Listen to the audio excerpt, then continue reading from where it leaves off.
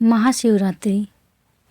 एक बार पार्वती जी ने भगवान शिव शंकर से पूछा, ऐसा कौन सा श्रेष्ठ तथा सरल व्रत पूजन है जिससे मृत्युलोक के प्राणी आपकी कृपा सहज ही प्राप्त कर लेते हैं। उत्तर में शिव जी ने पार्वती जी को शिवरात्रि के व्रत का विधान बताकर यह कथा सुनाई। एक गांव में एक शिकारी रहता था। पशुओं की हत्या करके वह अपने कुटुंब को पालता था। वह एक साहूकार का ऋणी था, लेकिन उसका ऋण समय पर न चुका सका। क्रोधवश साहूकार ने शिकारी को शिवमठ में बंदी बना लिया। संयोग से उस दिन शिवरात्रि थी। शिकारी ध्यानमग्न होकर शिव संबंधी धार्मिक बातें सुनता रहा। चतुर्दशी को उसने शिवरात्रि की कथा भी सुनी।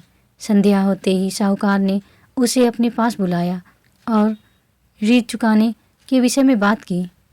शिकारी अगले दिन सारा ऋण लौटा देने का वचन देकर बंधन से छूट गया। अपनी दिनचर्या की भांति वह जंगल में शिकार के लिए निकला, लेकिन दिन भर बंदीगृह में रहने के कारण भूख प्यास से व्याकुल था।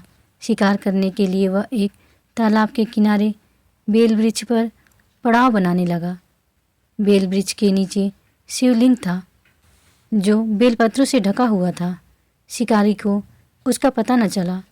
पड़ाव बनाते समय उसने जो टहनियाँ तोड़ी वे संयोग से शिवलिंग पर गिरी। इस प्रकार दिन भर भूखे प्यासे शिकारी का व्रत भी हो गया और शिवलिंग पर बेलपत्र भी चढ़ गए। एक पहर रात्रि बीत जाने पर एक गर्भिणी मृगी तालाब पर पानी पीने पहुंची। शिकारी ने धनुष पर तीर चढ़ाकर जो ही प्रत्यंचा खींचा, मृगी बोली, मैं गर्भिणी हूँ, शीघ्र ही प्रसव करूँगी। तुम एक साथ 2 जीवों की हत्या करोगे, जो ठीक नहीं है। मैं अपने बच्चे को जन्म देकर शीघ्र ही तुम्हारे सामने प्रस्तुत हो जाऊंगी, तब तुम मुझे मार लेना। शिकारी ने प्रत्यंचा ढीली कर दी और मृगी झाड़ियों में लुप्त हो गई। कुछ ही देर बाद एक और मृगी उधर से निकला। शिकारी की प्रसन्नता का ठिकाना न रहा। समीप आने पर उसने बाढ़ चढ़ाया। तब उसे देख मृगी ने विनम्रतापूर्वक निवेदन किया, हे पार्थी, मैं थोड़ी देर पहले ही ऋतु से निवृत्त हुई हूँ। कामातुर विरहिणी हूँ, अपने प्रिय की खोज में भटक रही हूँ। मैं अपने पति से मिलकर शीघ्र ही तुम्हारे पास आ जाऊंगी। शिकारी ने उसे भी जाने दिया।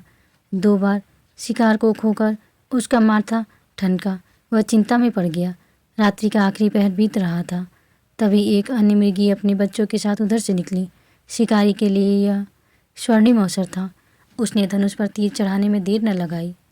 वह तीर छोड़ने ही वाला था कि मृगी बोली, हे पार्थी, मैं इन बच्चों को पिता के हवाले करके लौट आऊँगी। इस समय मुझे मत मार। शिकारी हंसा और बोला, सामने आए शिकार को छोड़ दूँ? मैं ऐसा मूर्ख नहीं। इससे पहले मैं 2 बार अपना शिकार खो चुका हूँ। मेरे बच्चे भूख प्यास से तड़प रहे होंगे। उत्तर में मृगी ने फिर कहा, जैसे तुम्हें अपने बच्चों की ममता सता रही है, ठीक वैसे ही मुझे भी। इसलिए सिर्फ बच्चों के नाम पर मैं थोड़ी देर के लिए जीवन दान मांग रही हूँ। हे पार्थी, मेरा विश्वास कर, मैं इन्हें इनके पिता के पास छोड़कर तुरंत लौटने की प्रतिज्ञा करती हूँ। मृगी का दीन स्वर सुनकर शिकारी को उस पर दया आ गई। उसने उस मृगी को भी जाने दिया। शिकार के अभाव में बेल वृक्ष पर बैठा शिकारी बेलपत्र तोड़ तोड़ कर नीचे फेंकता जा रहा था। पौ फटने को हुई तो एक हिष्टपुष्ट मृग उसी रास्ते पर आया। शिकारी ने सोच लिया था कि इसका शिकार वह अवश्य करेगा। शिकारी की तनी प्रत्यंचा देखकर मृग विनीत स्वर में बोला, हे पार्थी भाई, यदि तुमने मुझसे पूर्व आने वाली 3 मृगियों तथा छोटे छोटे बच्चों को मार डाला है, तो मुझे भी मारने में विलम्ब न करो, ताकि उनके वियोग में मुझे एक क्षण भी दुख न सहना पड़े। मैं उन मृगियों का पति हूँ। यदि तुमने उन्हें जीवन दान दिया है तो मुझे भी कुछ क्षण जीवन दान देने की कृपा करो। मैं उनसे मिलकर तुम्हारे सामने उपस्थित हो जाऊंगा। मृग की बात सुनते ही शिकारी के सामने पूरी रात का घटना चक्र घूम गया। उसने सारी कथा मृग को सुना दी। तब मृग ने कहा, मेरी तीनों पत्नियां जिस प्रकार प्रतिज्ञाबद्ध होकर गई हैं, मेरी मृत्यु से अपने धर्म का पालन नहीं कर पाएंगी। अतः जैसे तुमने उन्हें विश्वास पात्र मानकर छोड़ा है, वैसे ही मुझे भी जाने दो। मैं उन सबके साथ तुम्हारे सामने शीघ्र ही उपस्थित हो जाऊंगा। उपवास, रात्रि जागरण तथा शिवलिंग पर बेलपत्र चढ़ाने से शिकारी का हिंसक हृदय निर्मल हो गया था। उसमें भगवत शक्ति का वास हो गया था। धनुष तथा बाण उसके हाथ से सहज ही छूट गए। भगवान शिव की अनुकंपा से उसका हिंसक हृदय कारुणिक भाव से भर गया।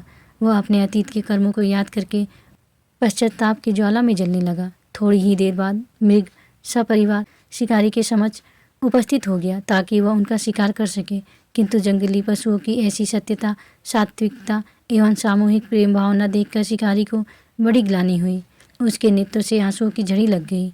उस मृग परिवार को न मारकर शिकारी ने अपने कठोर हृदय को जीव हिंसा से हटाकर सदा के लिए कोमल एवं दयालु बना लिया। देवलोक से समस्त देव समाज इस घटना को देख रहा था। घटना की परिणति होते ही देवी देवताओं ने पुष्प वर्षा की। तब शिकारी तथा मृग परिवार मोक्ष को प्राप्त हुए।